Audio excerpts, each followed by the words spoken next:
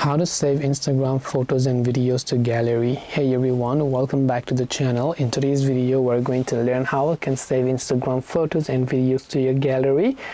So make sure to watch the video till the end. Now if you want to save Instagram photos and videos to gallery over here, basically if you have Instagram and let's say you want to download a certain photo over here, so let's just come to the explore tab, and then let's say there's a certain photo, but if you tap on the three dots you can see there is not an option to actually download it.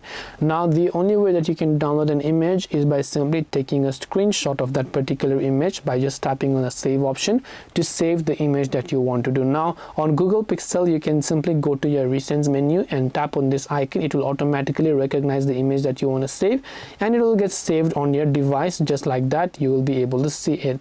Now if it is a video, now in that video section I would just recommend you can see the three dots option, again no save option. Just go ahead and then screen record your device with device audio, and that would basically help you at least save it whenever you want to watch them offline.